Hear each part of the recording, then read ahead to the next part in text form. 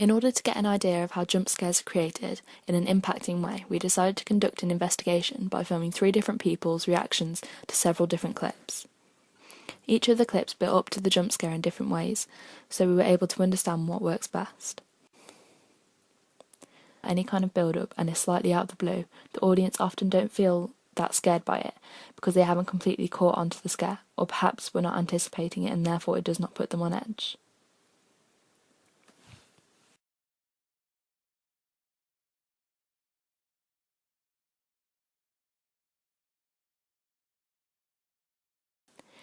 However, the longer the lights kept going on and off, and the figure was still there, the more on edge the audience became, and each time it happened they were waiting for the jump scare to happen.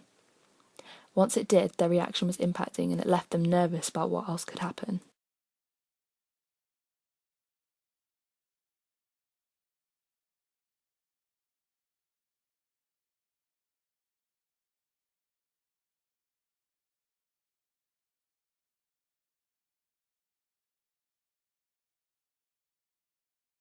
From this I learned that when the scare is built up for longer, the impact of the jump scare is a lot more because the audience is anticipating the jump for so long that they give up the idea of a big scare, and therefore it catches them off guard about what else could happen. The noises, such as creaks and running footsteps getting closer, worked well to make the audience uneasy.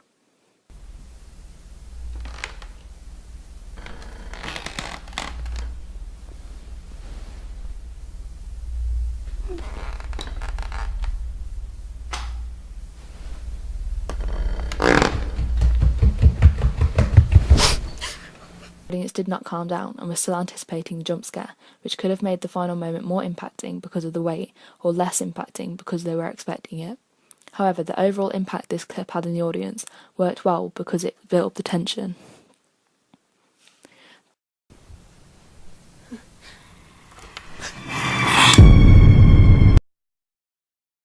What?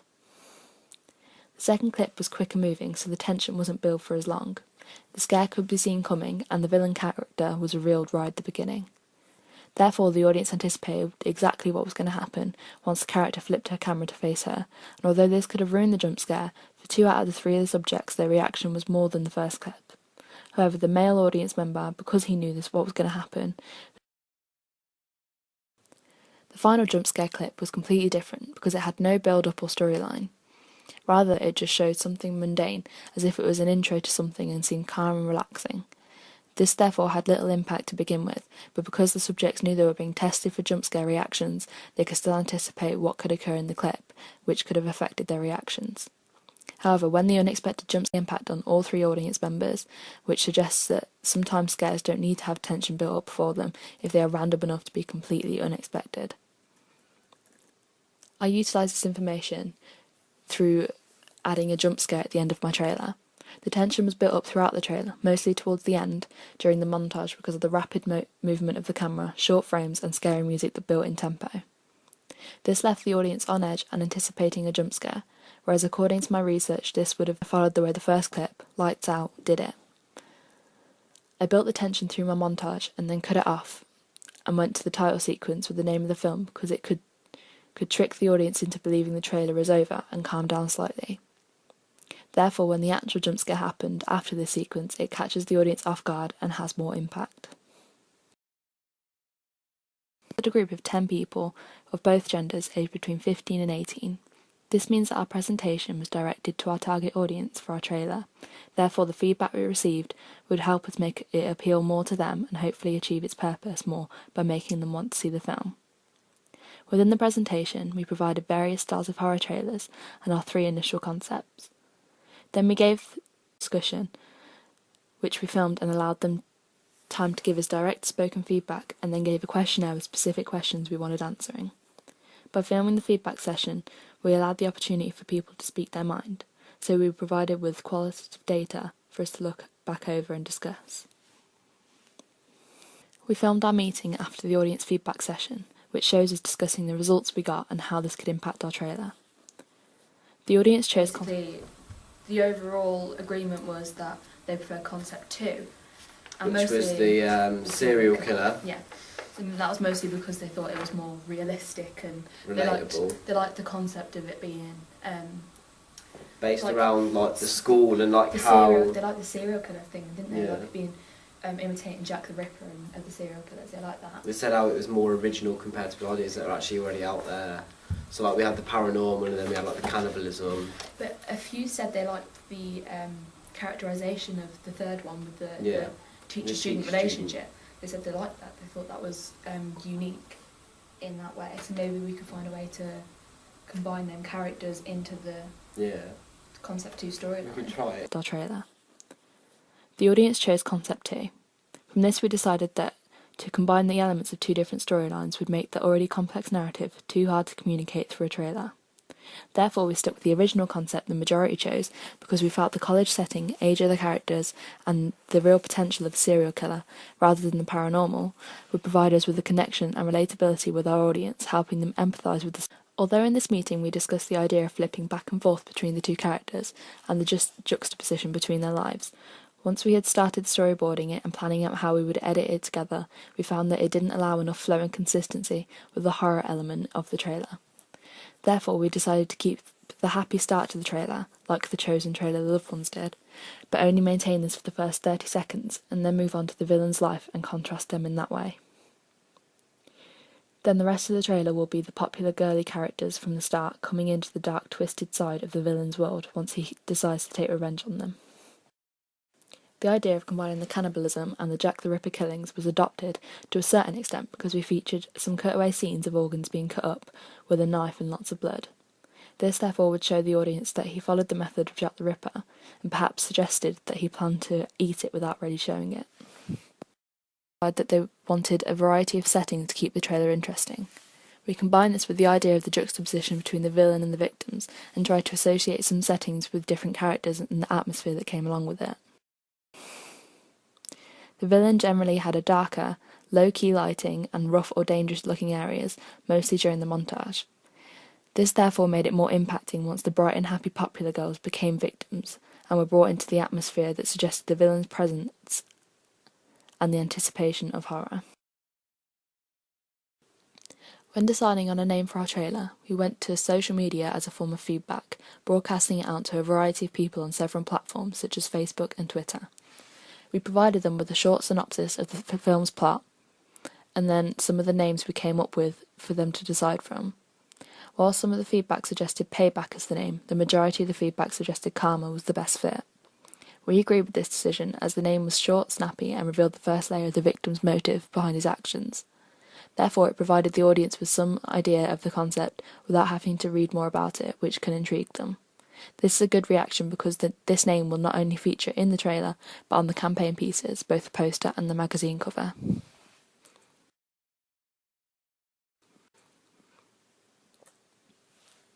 Once we got to the editing stage of the trailer, we came to a point where we were stuck for creative ideas and how to move forward with improving our trailer.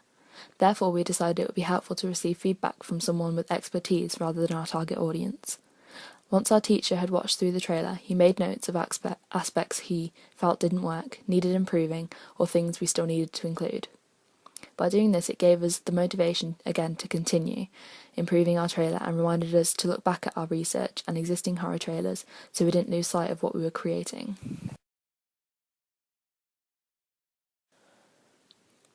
Initially, before any production took place, I created a questionnaire and gave it to 10 people of my target audience. This questionnaire required some detailed feedback on multiple questions that gave prompts to the depth needed. I asked them which poster out of a selection they found the most effective for the horror genre and in communicating the film, which logos worked the best and were most recognisable, and then asked for opinions on individual posters, all of varied styles. One poster pictured almost a scene from the film, and the audience all generally felt that whilst it looked good, it wasn't very attention-grabbing or memorable. The next poster had a more artistic style to it, with no actual images, only illustrations to relay the film's plot, which my audience said looked nice, but it could make it harder to recognise. The third poster I showed them had a close-up image of one of the main characters, however it was distorted slightly, making it more artistic and unique, to which my audience told me that they liked the close-up shot of the character, showing their emotions, and they thought the unique twist made it more recognisable, because at first glance it looked scary. From the selection of posters I gave them to choose from, the majority chose Prom Night, which featured an extreme close-up of the victim, including the prom crown. They chose this because they felt it communicated the story well. Second to that, they chose the Saw poster, which featured just a single limb as the main image, because it reveals the horror of the film easily and the nature of the Saw franchise. When asked to identify the most effective film logo, a lot of the audience went for the Nightmare on Elm Street logo, because they felt although it was simple, it was effective and recognisable, and they felt the blood writing of Sinister was too hard to read and didn't stand out much. For the production, I utilised this feedback mostly in the main image, as I went for a close-up of the victim showing their emotions but in a unique way, with their mouth taped. This allowed me to communicate the role of the character, but also the role of the villain and how he treated his victims. Therefore, it reveals the horror of the storyline, but nothing about the motivation, leaving the audience intrigued. Once I had started creating my poster, I handed it in to my teacher for some feedback and advice on how it was progressing and how it needed adjusting. She pointed out that where I had the production companies at the bottom of the poster, the symmetry was off. Therefore, I added another logo to make sure the poster looked professional. She also pointed out that the logo seemed a bit plain and boring, not really standing. I decided, once I had got my CVI into the poster, I would see how the logo looked after and alter it appropriately. When production took place, I created a questionnaire and gave it to 10 people of my target audience. This questionnaire required some detailed feedback on multiple questions that gave prompts to the depth needed. I asked for their opinion on multiple different covers with different styles of CVI and communicating their main article. The first cover was a simple black and white close-up image, and I wanted to know if the audience felt this was enough to attract them into buying the magazine. The majority said they thought it was quite impacting because the shadows and the contrast make it look slightly scary, but they thought it could be quite unsuitable for the magazine and the film they are trying to advertise. The second cover had a long shot for its CVI, which I wanted to know if the audience preferred. Most of them came back saying that it makes the image look a bit out of place, and the amount of cover lines surrounding it makes it look less important and too busy, also making it harder to identify the actual splash that links to the image. For the last cover, I went for a more abstract-looking one that took the main article advertisement to the extreme by completely altering its entire cover and including no splash or other cover lines, only the CVI and the masthead, which had been changed to blood written on a wall. Magazine cover. The audience thought this was an artistic and unique magazine cover and would definitely make them look twice at it in a store. However, they thought the magazine lost some variety of mastheads on a cover and asked for their opinions, to which the majority responded saying they liked the Empire one because it was recognisable, but the SFX one was more unique and interesting. When I asked which cover of several dedicated horror magazines was the most effective at communicating the horror genre, almost everyone said the Paracinema one because of the close-up horror image and the way the font was altered to look worn and scary. This affected the overall outcome of my magazine cover, in one way because I didn't let it get overcrowded so it didn't look too busy and take away from the main article. Also, I altered the splash to suit the horror genre more, so it was recognisable but also more appealing to the horror-interested audience. The image I used for my CVI followed the advice of the audience, saying using a close-up for one of the main characters was effective in communicating the film because of the use of the mise-en-scène and camera angles. I used a close-up chiaroscuro photo of the villain, half in the darkness. This helped me communicate his darker side that took over him in the film once he decided to take revenge through the form of murder.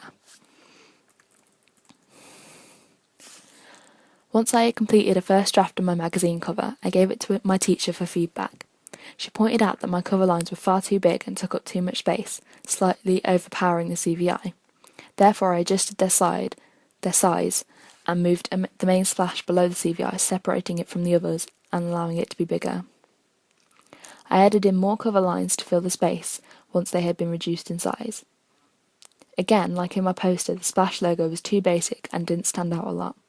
Therefore, I added more alterations to make it fit the horror genre more, but maintained the pink colour that showed the contrast between the bubbly, happy college life with the horrific things that happen. The pink colour is also the main recognisable element of the splash which audiences can identify with the film with.